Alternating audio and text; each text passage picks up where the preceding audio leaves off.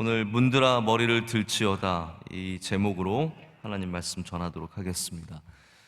지난주에 제가 시편 24편 법궤를 우리 성전으로 모시는 찬양, 다윗이 기뻐하며 부르는 찬양의 말씀을 전반부 말씀을 전해드렸고요. 오늘 이어서 그 말씀을 계속 전하도록 하겠습니다.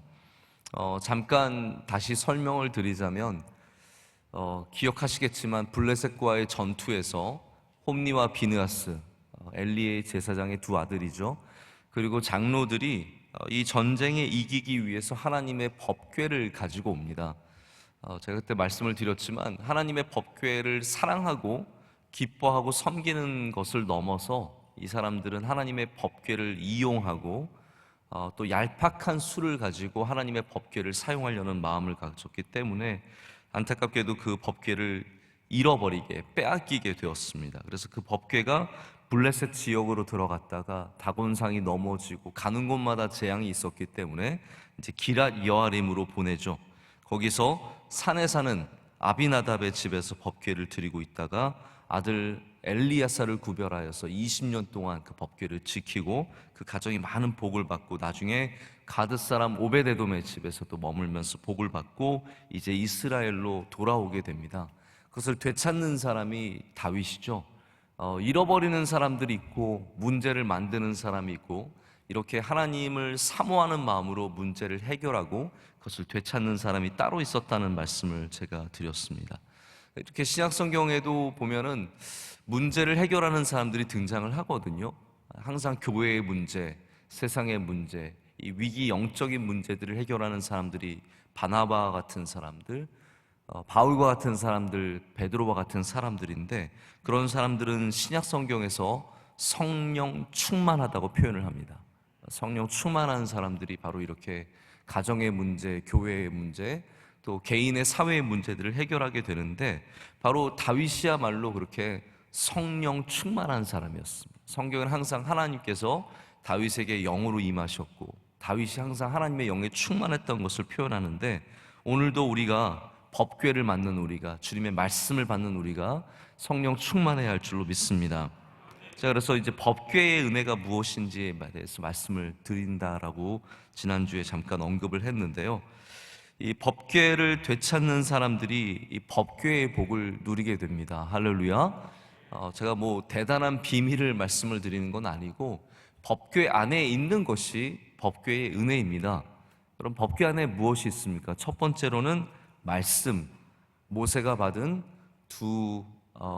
이 하나님의 말씀의 그 판이 있지 않습니까? 이것이 바로 말씀의 은혜입니다. 우리 법궤를 사모하는 사람들, 하나님의 임재예요. 우리 이 세상에 이제 더 이상 법궤가 없습니다. 인디아나 존스 영화에는 나오지만 더 이상 법궤는 존재하지 않습니다. 어디에 혹시 있을지 모르겠지만 우리는 잘 모릅니다.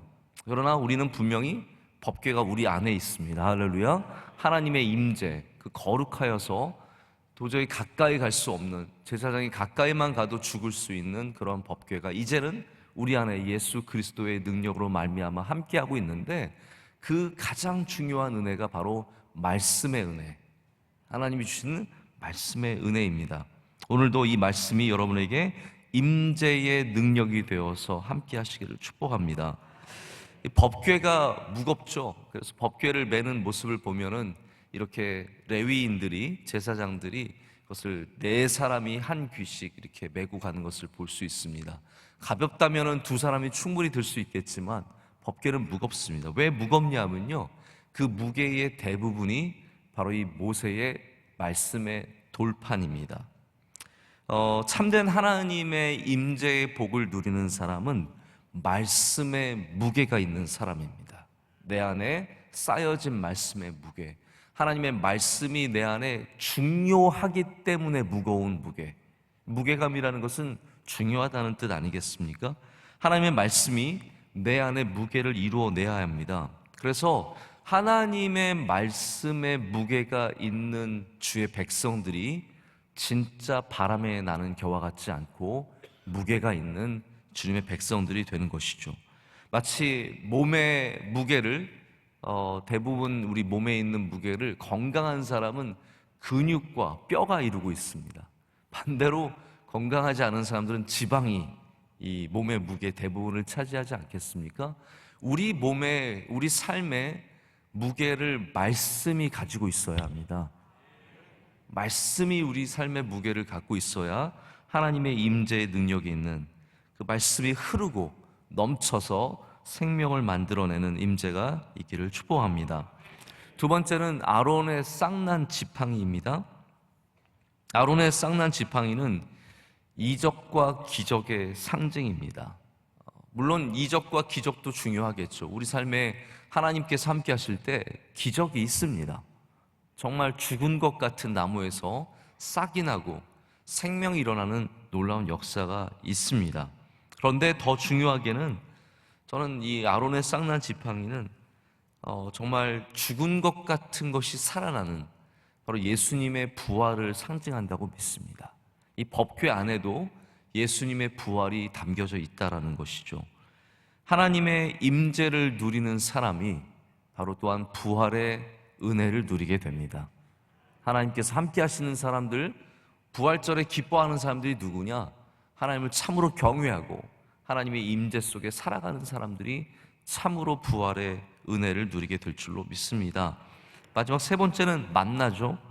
만나는 오늘도 나와 함께 하시며 오늘도 나를 먹이시며 오늘도 나를 인도하시는 오늘의 임재의 상징입니다. 그래서 만나는 기억하시겠지만 안식일을 제외하고는 오늘 먹을 것을 오직 오늘만을 위한 양식입니다. 여러분, 하나님의 임재는 오늘 반드시 있어야 합니다. 오늘은 없이 살아갈 수 있고 그냥 오늘 은혜 받고 일주일 버티는 임재가 아니라 오늘 반드시 우리는 하나님의 임재가 필요하고 내일도 필요하고 모레도 필요하고, 그래서 새벽 예배는 오늘 드리고 한 달 동안 안 드리는, 약효가 한 달 가는 것이 아니라 오늘을 위한 예배입니다.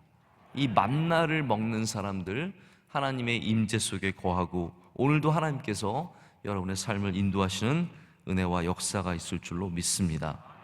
자, 오늘 우리가 읽은 본문은 그 법궤, 하나님의 임재를 맞아 드리는 그 귀한, 정말 많은 찬양으로도 불려지고 또 어떤 분들은 예수님 승천가로 불려진 찬양이 바로 시편 24편이라고 얘기를 하는데요. 저는 이 문드라 머리를 들지어다 이 찬양을 그냥 마치 다 알고 있듯이 늘 불렀던 것 같아요. 여러분들도 그냥 문드라 머리를 들지어다 너무 친숙하잖아요. 근데 여러분, 문드라 머리를 들지어다가 정말 어떤 의미인지 저도 많이 몰랐기 때문에 여러분이 알고 있는 것 같지만 모르고 있다는 것을 잘 아셔야 되고 그 은혜를 좀 오늘 남은 시간을 통해서 누리기를 원합니다. 다윗이 이 법궤를 맞이하면서 너무 기쁜 마음에 모든 문들, 여기는 이제 두 가지 의미가 있습니다. 실제적인 문, 이 법궤가 들어가기 위해서 생각해 보세요. 이 시온산으로 올라오는 법궤가 문을 지나갑니다. 문들을 지나갑니다, 실제로.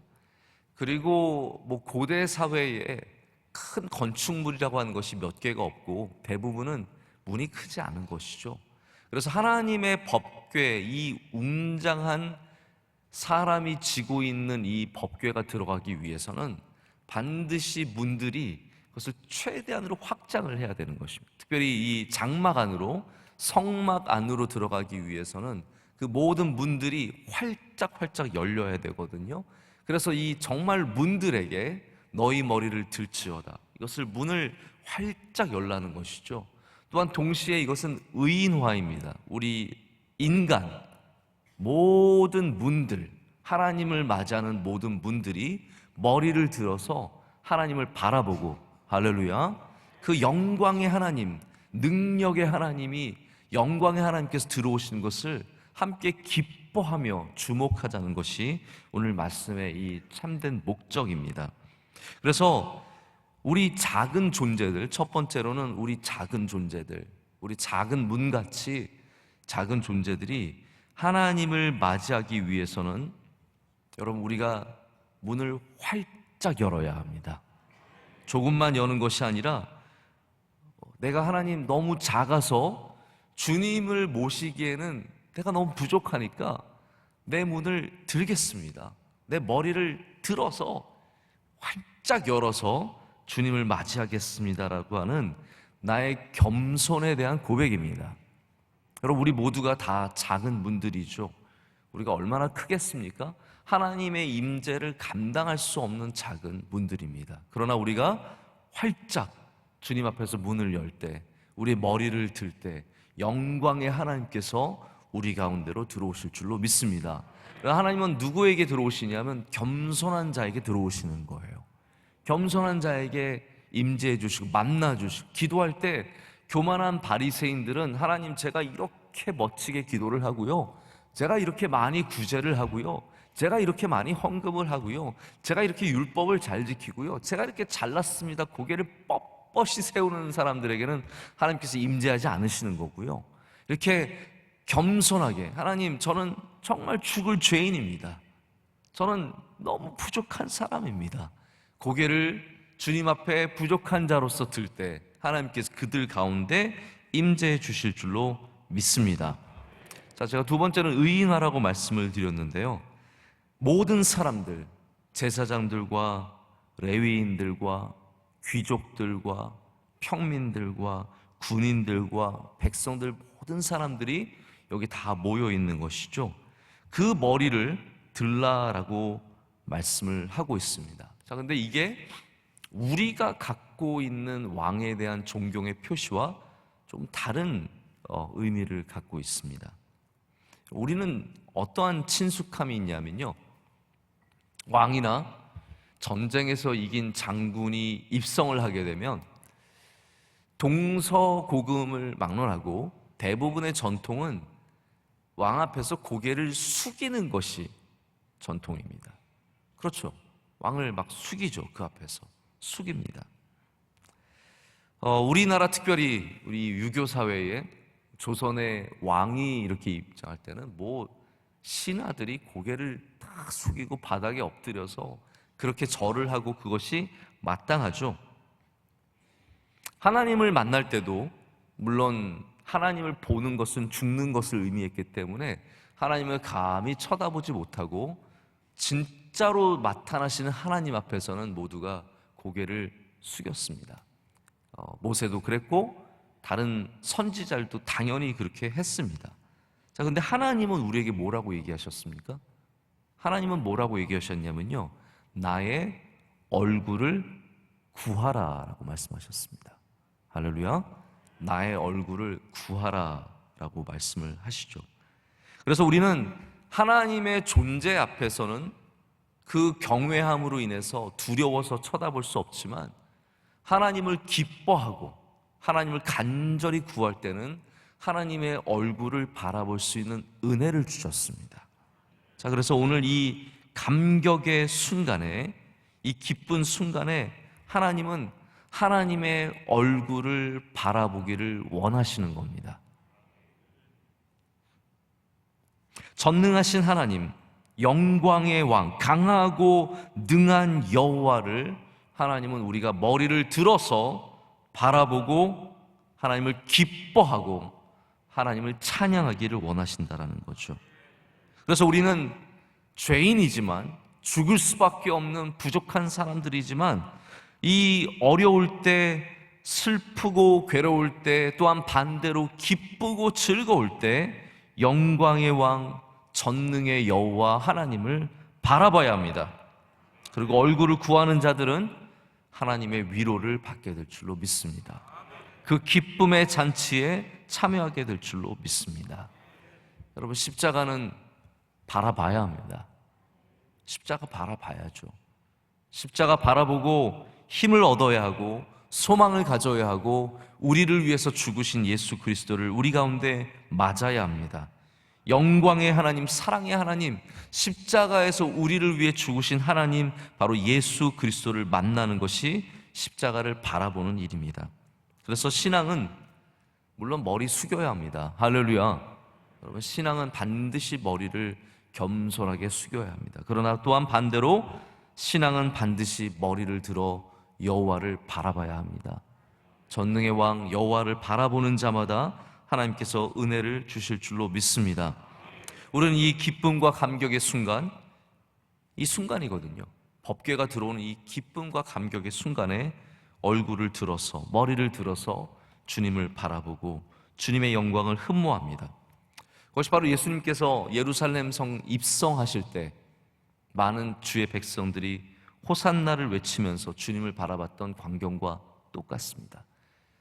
이스라엘에는 대추야자라는 그런 야자나무가 있습니다. 우리가 보통 호산나라고 부를 때 지금도 우리가 종려주의를 맞아서 우리 양쪽 끝에는 야자나무, 진짜는 아니에요. 저게 이스라엘의 대추야자나무 가지는 아니지만 우리가 구할 수 있는 최대로 비슷한 모습의 야자나무 항상 이렇게 가져다 놓는데요. 이거를 잘라다가 흔들면서 호산나라고 외치는 그것이 이제 왕을 맞는 사람들의 그 풍습이었습니다. 그들이 그때 호산나 하면서 기쁨 가운데 왕을 맞을 때 고개를 숙였을까요? 고개를 들었을까요? 당연히 고개를 들었죠. 머리를 들고 왕으로 입성하신 예수님을 맞이하는 겁니다. 여러분, 우리는 말씀이신 예수님을 바라봐야 합니다. 우리의 왕으로 예수 그리스도, 말씀이신 예수님을 바라봐야 합니다. 그래서 제가 요즘에도 가끔 이런 말씀을 드리는데, 설교는, 말씀은 눈 감고 감상하는 게 아닙니다. 지금도 눈 감고 감상하시는 분 괜찮아요. 저는 절대로 이거를 어떠한 누구를 향해서 드리는 말씀이 아닙니다. 누가 눈 감고 있어서 제가 드리는 말씀이 절대로 아니고, 말씀은 반드시 시선이 있어야 합니다. 이게 오묘하지 않습니까? 말씀은 귀로 듣는 거잖아요. 말씀은 귀, 우리 청각의 활동이거든요. 그러나 그렇지 않습니다. 영적으로 보면은 말씀은 반드시 시선을 요구합니다. 그래서 예수님을, 말씀이신 예수님을 바라봐야 합니다. 거기에 은혜가 있습니다. 유튜브로 예배를 드려도 어떤 분들은 유튜브 틀어놓고 귀로만 이렇게 이어폰 끼고 듣는 분들도 계세요. 근데 그분들이 말씀을 안 바라보는 게 아니에요. 말씀을 여전히 바라보고 있어요. 귀로 듣고 있지만 여전히 바라보고 있어요. 말씀은 반드시 시선을 필요합니다. 시선 없이 말씀을 들을 수 없습니다. 그래서 하나님의 말씀은 눈 감고 감상하는 게 아니라 주목하여 듣는 것입니다. 말씀과의 관계가 끊어지면 숨습니다. 여러분, 성경에 보십시오. 모든 하나님과의 관계가 끊어진 사람은 숨습니다. 아담이 숨었습니다. 하나님과의 관계가 끊어지면 숨거든요. 바라보지 않습니다. 가인이 숨습니다. 요나가 숨습니다. 모든 하나님과의 관계가 끊어진 사람들은 숨습니다. 가룟 유다가 예수님을 팔기로 작정하고, 제가 지난번 말씀드렸지만 주님이 주신 떡을 받고 어둠 속으로 들어가는 모습을 보게 됩니다. 말씀과의 관계가 끊어지면 더 이상 바라보지 않고 그 다음부터는 머리를 숙이고 머리를 돌리고 외면하고 주님을 바라보지 않습니다. 그래서 누군가 언젠가 그런 말씀을 하시더라고요. 명성교회가 부흥한 이유를 아시냐고. 우리도 모르는데 어떻게 아는지 모르겠어요. 그러더니 이런 말씀 하시더라고요. 명성교회가 부흥했던 이유는 원로 목사님 말씀하실 때마다 나를 보세요. 나를 보세요. 이 말씀 하셨기 때문에 명성교회가 예배 가운데 힘있게 부흥했다는 거예요. 저는 그 말씀이 일리가 있다고 생각을 해요. 그게 전부는 아니겠지만 여러분, 말씀을 그렇다고 저를 너무 노려보지 마십시오. 네. 제가 드리는 말씀은 저를 딱 보라는 말씀이 아니라 예수님 바라보시라는 거예요. 이 말씀, 살아있는 말씀으로 주님을 바라보실 때 그 주님의 임재가 바로 그것이 문드라 머리를 들지어다. 영광의 왕, 능력의 왕, 강하고 능하신 여호와를 맞는 우리의 자세가 될 줄로 믿습니다. 문들아 너희 머리를 들지어다는 또한 그 덮고 있는 성막의 문을 활짝 여는 것을 말합니다. 하나님의 임재를 맞이하기 위해서, 거룩한 임재를 맞이하기 위해서 우리는 우리의 마음의 문을 활짝 열어야 합니다. 활짝 열어야 합니다. 그 어느 것도 그 문을 덮게 놔두어서는 안 됩니다. 주님이 오실 때 우리는 마음의 문을 활짝 열어서 그 크고 능하신 주님께서 우리 안으로 들어오실 수 있도록 우리는 기뻐 맞이해야 된다는 거죠. 그래서 신앙은 문 관리입니다. 문 관리. 내가 나의 문을 어떻게 관리하느냐, 이것이 신앙입니다. 오늘도 문 관리 잘 하시길 바랍니다. 밤에 자기 전에 문 관리 하시죠? 그냥 주무셨습니까? 창문 관리 하시죠? 여러분, 우리 문을 관리해야 합니다. 우리는 반대로 주님 앞에서 문을 활짝 열어야 합니다. 피곤이 우리의 문을 닫지 않게 하기 위해서, 섭섭한 마음이 문을 내리지 않게 하기 위해서, 미움과 질투가 문을 닫지 않게 하기 위해서, 바람이 불어서 모든 문들이 쾅쾅 닫힐 때에도 우리는 기도로서 깨어서 문을 지켜야 합니다. 문을 열어야 합니다. 주님의 말씀 들어오실 수 있도록, 주님의 능력이 들어올 수 있도록. 할렐루야. 그럴 때 영광의 왕이, 강하고 능하신 여호와께서 여러분 안으로 들어가실 줄로 믿습니다. 마지막입니다. 말씀을 맺겠습니다.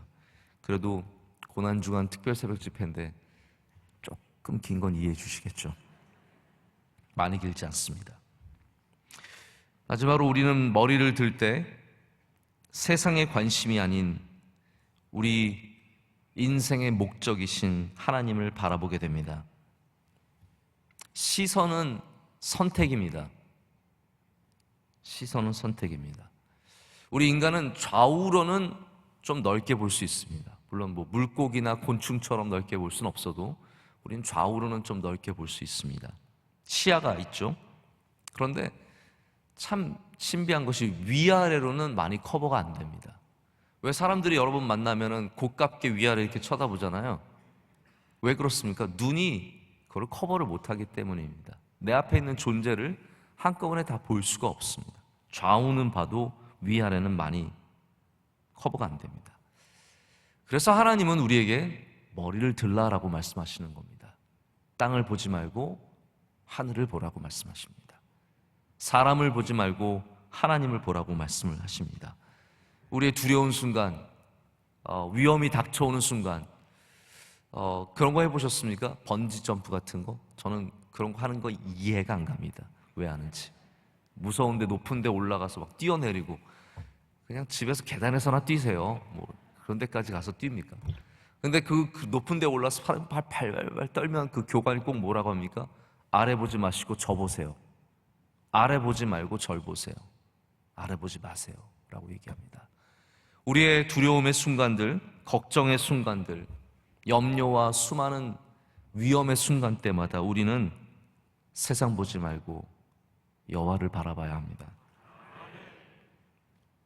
두려움이 우리를 긴장하게 하고 우리의 몸을 굳게 하고 우리로 세상에 얽매이게 하기 때문입니다. 신앙은 무엇입니까? 주님을 바라보는 것입니다. 머리를 들어 우리의 영원한 왕이 되시는 예수 그리스도를 바라보는 것입니다. 그래서 예수님을 바라볼 때 우리는 죽음을 보지 않습니다. 교회를 바라볼 때 세상을 바라보지 않게 됩니다. 하나님을 바라볼 때 사람들을 보지 않게 됩니다. 말씀을 바라볼 때 절망을 보지 않게 됩니다. 오늘 모든 분들이 머리를 들어서 우리 가운데 오시는 강하고 능한 여호와, 영광의 왕을 기쁨으로 맞이하고 그 가운데 우리는 고난주간 주님을 바라보며 십자가 바라보며 예수님 바라보며 은혜 가운데 보내기를 간절히 소망합니다.